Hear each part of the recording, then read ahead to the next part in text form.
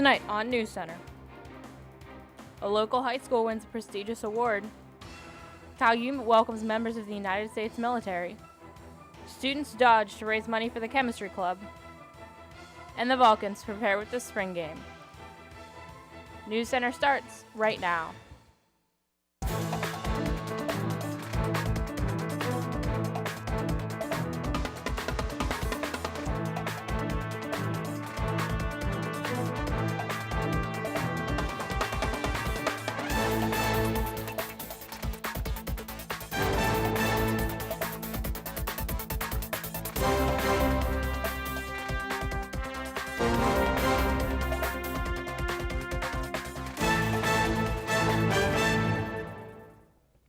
Good evening and welcome to CUTV News Center for the week of May 2nd. I'm Scott Majeski. And I'm Joy Levere.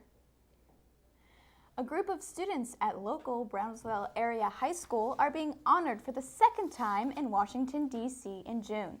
The students have been awarded the Jefferson Award for Public Service for their design of a new town square in Brownsville. But their work doesn't end there.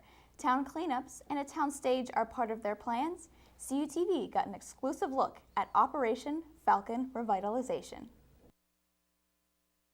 We formed this idea of taking this empty lot and building a park, and it stemmed from that into something so much bigger and so much a beacon of hope for the town, really. I became involved because I desired to see a change within the community. I think that for so long we had been given this persona as being someone that didn't care or someone that was maybe in the past, and I think that Brownsville needs a new namesake, and so that's why I got involved with this program, to just show how much I care and how much this community does care about the community. I hope that we continue working on our park project and make it the best that it can be, and also in the future work on more projects that can help the community even more, and even maybe communities farther from Brownsville, maybe communities all over the United States. Brownsville's Operation Falcon Revitalization credits some of their success to local businesses in Uniontown and Pittsburgh. However, after meeting these students in person, it is obvious that they are well deserving of such a prestigious award. I think the Jefferson Award is kind of like a gold star. It's finally a pat on the back for everything that they have done. They're just an amazing group of kids that have worked together, worked relentless hours to try to see this program evolve. More about this prolific Brownsville team and extended interviews can be found on our YouTube channel, youtube.com/user/CUTV News Center. This past Wednesday, student teachers of the spring 2013 semester gathered in the Performance Center to show off what they have done and learned in their 15 weeks of student teaching.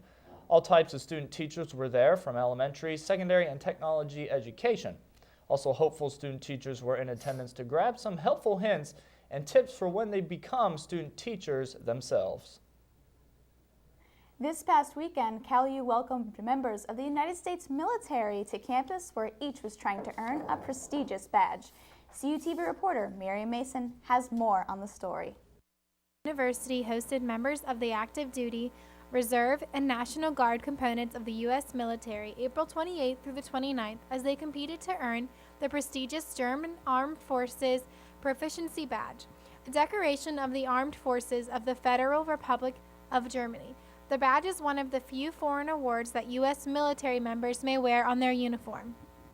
The German Armed Forces Proficiency Badge is awarded in gold, silver, or bronze, depending on the results of the pistol qualification, the first aid test, and the road march. To earn the badge, candidates must meet benchmarks in these events: 200-meter swim, 100, 400, or 1,000-meter sprint, high jump or long jump, shot put or 100-meter swim, 3,000 or 5,000-meter run or 100-meter swim, road march with pack at least 33 pounds for over 7 miles, pistol qualification, first aid proficiency test, and commander evaluation. I'm participating because it's a great opportunity given to me by CalU, and it gives me a sense of pride to show what I've learned and also see other soldiers that have trained for this and be successful.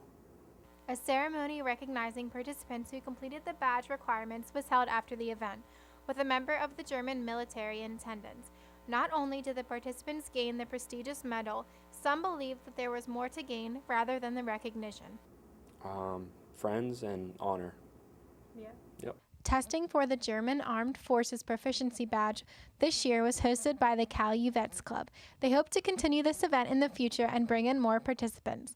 For CUTV News Center, I'm Miriam Mason.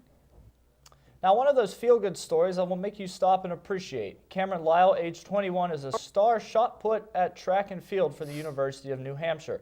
Lyle was in the middle of his senior season when he got a phone call saying he was the only match for a bone marrow transplant for a young man with a rare form of leukemia. Lyle agreed, saying any decent human being would do so. He was tested, passed those tests, then sent to Massachusetts General Hospital in Boston to have the transplant performed. The transplant was a success, and Lyle was grateful that he performed the good deed, but he will have to sit out the final month of his senior year track season. Though he will watch and cheer on his teammates throughout the remainder of the season, when asked after the procedure how it went, he smiled and said, "It was worth it. I would do it again." An alert to all deer hunters, the Pennsylvania Game Commission has found more cases of a fatal deer disease in central Pennsylvania. Deer suffering from chronic waste disease, similar to mad cow disease found in cattle, develop lesions on their brain that inhibits function and eventually leads to death.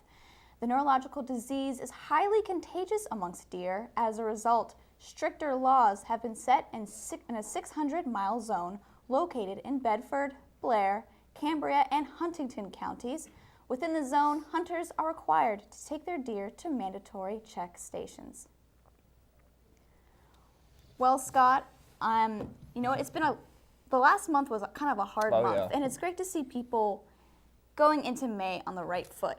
I mean, we have German badge, we have the Lyle story about really inspirational things people are doing. You know, this semester we had to deal with the North Korea threat, the bombings in Boston, a lot of bad stories, but hard news stories. Now, as our final newscast, we get the nice, soft, good news stories that I think everyone will appreciate. It's really inspirational. I really love it. Yeah, and then now when we return, Jason DeHota has your weather report. Stay tuned.